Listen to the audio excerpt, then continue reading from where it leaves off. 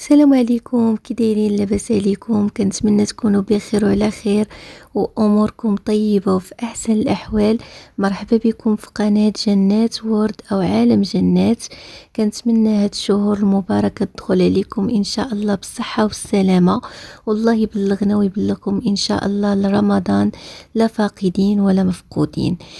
بالنسبة للوصفة ديال اليوم فغادي نشارك معكم بسطيلة ديال الحوت، البسطيلة المغربية اللي هي غنية عن التعريف. كبرنا فيها مع جدودنا والدينا، ماشي وصفة جديدة على المطبخ المغربي، هي وصفة من التراث المغربي العريق في الطبخ. كتجي راقية لا في التقديم ولا في المذاق، وهي طبق ديال الضيافة بامتياز. الطريقة ديال التحضير ديالها تعلمناها من والدينا أكيد، ولكن حاليا مجرد إضافات بسيطة جدا اللي ممكن أننا نكون ضفناها على الوصفة، كيحاول كل واحد يوضع فيها لمسته الخاصة. بالنسبة للمقادير أو المكونات اللي عندنا، فغادي نحتاجو هنا واحد القبطة ديال الربيع ما بين المعدنوس والقزبر، يعني نكونوا مكترين المعدنوس وشوية القزبر. غادي نضيفوا ليهم واحد الملعقة كبيرة ديال الثومة مطحونة، غادي نضيفوا ليهم واحد الملعقة كبيرة ديال السكينجبير الطري. هذه خطوة مهمة، السكينجبير الطري كينسم البسطيلة بطريقة اللي هي خطيرة. غادي نضيفوا ملعقة ديال الكمون، ملعقة صغيرة فقط، ملعقة كبيرة ديال الهريسة مجففة، ملعقة كبيرة ديال البابريكا أو الفلفل الأحمر أو التحميرة، ملعقة صغيرة ديال البزار، أنا هنا عندي البزار الأبيض والكحل خلطت بيناتهم. ضفت واحد الملعقة كبيرة ديال مطيشة الحك، أنا هنا عندي مطيشة مصوباها على إيدي في الدار، ضفت منها ملعقة كبيرة. ضفت واحد نصف حامضة، عصير نصف حامضة، يعني نحاولوا ما نكتروش الحامض بزاف باش ما تجيش البسطيله محمضه، يعني تبقى لينا المذاقات بينه ديال الحوت. هنا غادي نضيف الهريسه، ضفت ملعقه كبيره ديال الهريسه. بالنسبه للحافه كيبقى على حسب الذوق، انا صراحه كتعجبني البسطيله ديال الحوت حاره، ولكن ما درتش الحار بزاف على حسب العائله ديالي، فاكتفيت بهذه الكميه. ضفت هنا صلصه الصويا، كيف ما كتلاحظوا واحد 2 ملاعق او 3 كبار ديال الصلصه. صلصه السمك كذلك واحد 3 ملاعق كبار او ربع كاس تقريبا. غادي نضيف الزيت، هنا ما صورتوش يعني تسمح لي الفيديو ديالو. غادي نضيف واحد الكميه ديال الزيت، زيت المائده. غادي نخلط هاد الربيع مزيان مع التوابل اللي وضعت فيه باش كتمتزج مزيان، وغادي نوضعها على جنب. غادي ناخد من بعد شامبينيون نواغ، غادي نوضع فيه المغليان وغادي نصفيه كيف ما لاحظتوا. من بعد غادي ناخد هذيك الربيع اللي سبلنا، غادي نضيف ليه واحد الحامضه مصيره اللي حيدنا منها اللب وقطعناها رقيق.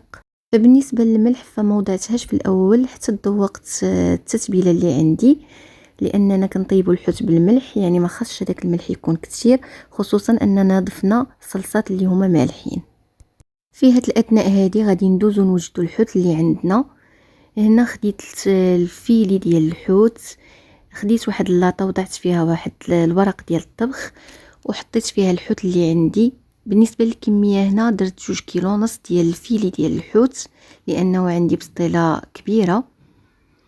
غادي ندهنها بشويه الزبده، وغادي نضيف ليها واحد الملعقه او 2 ديال التتبيله اللي عندنا، وندخلها للفران طيب. كيف ما كتلاحظوا بهذه الطريقه هذه فكيجي الحوت منسم وطيب مزيان وهشيش وكيجي لذيذ بزاف، وما كياخدش معنا وقت كثير في الفران. كيف ما كتعرفوا في الحوت دغيا كيطيب، ما كيستغرقش بزاف د الوقت. من بعد ما ندخلوا هذا الحوت الفران غادي ندوزو نوجدوا الكروفيت والكالامار.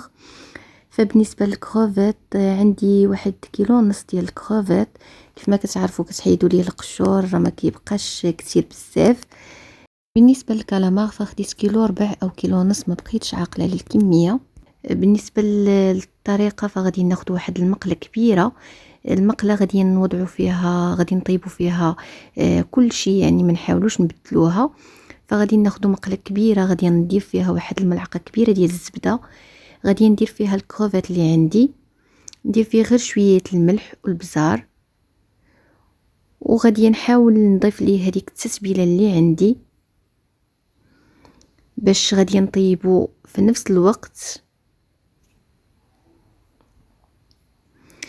خاصنا نطيبوه مزيان، ما كياخدش بنا بزاف الوقت، ولكن ما خاصوش يبقى فيه هذاك الماء، يعني نحاولوا ما يبقاش فيه الماء لانه كيخسر البسطيله.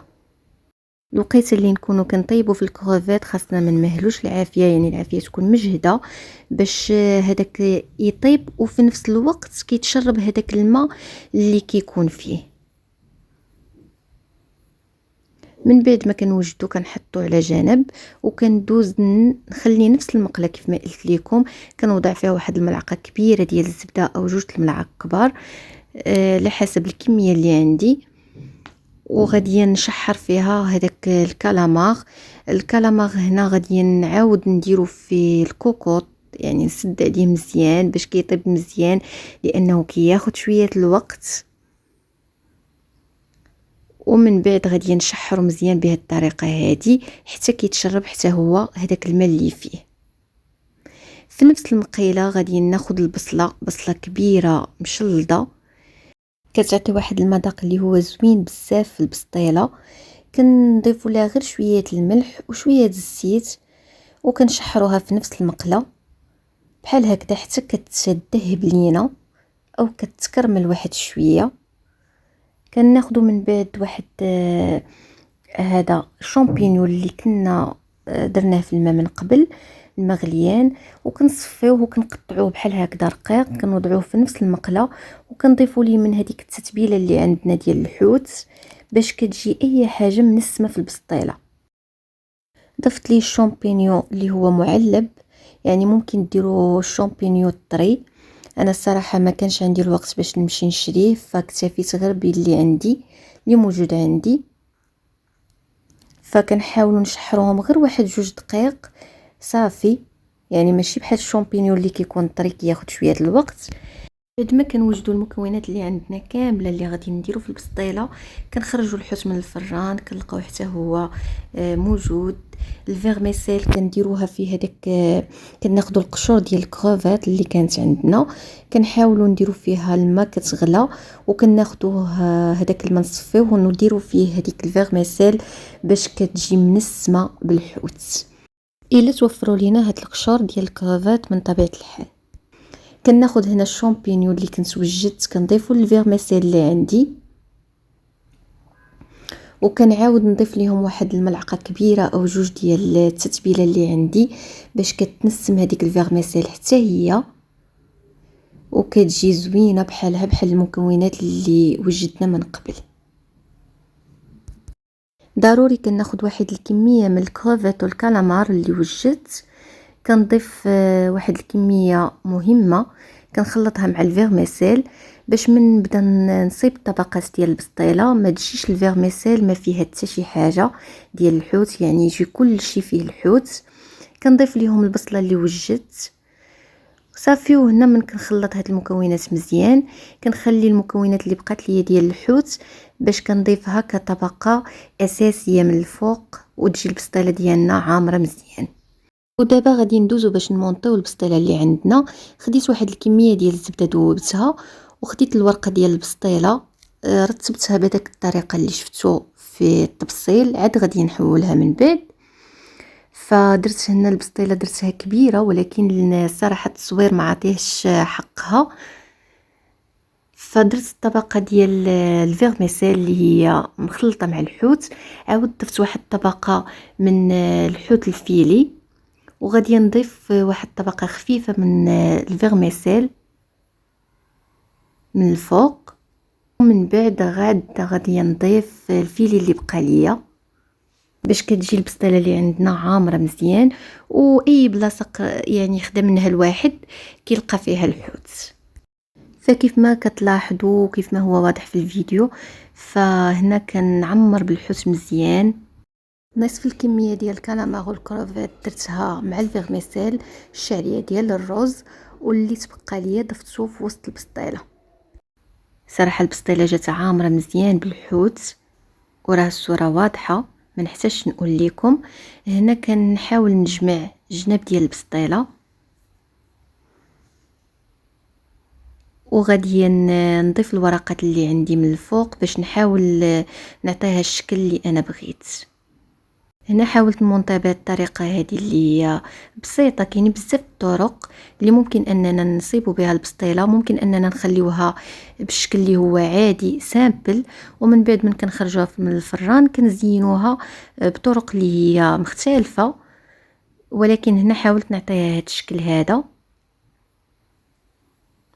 من بعد ما نمونطيها بحال هكذا كيف ما كتلاحظوا، فغادي ندخلها للفران. غادي تطيب مزيان، على خاطرها خاصكم تعطوها وقتها في الطياب. صراحه انا ما اضطريت انني ما نقدمهاش في طبق التقديم، كانت حرقت لي يدي في الفران، فحاولت نصورها لكم كيف ما هي خرجتها في اللاطه ديالها. حاولت نصورها بحال هكذاك، غير وضعت فيها الكروفيت من الوسط وهاد القطع ديال الحامض في هذوك الفراغات. ان شاء الله نحاول نشارك معكم فيديوهات اخرى طريقه تقديم اللي هي راقيه وزوينه بزاف، ويدي تكون برات ليا اكيد. فعلى امل اللقاء بكم فيديوهات اخرى ووصفات جديده ان شاء الله للقناه. ما تنسوش تخليوا لي لايك وديروا بارطاج مع الاهل والاحباب. شكرا لكم بزاف، والى الملتقى باذن الله.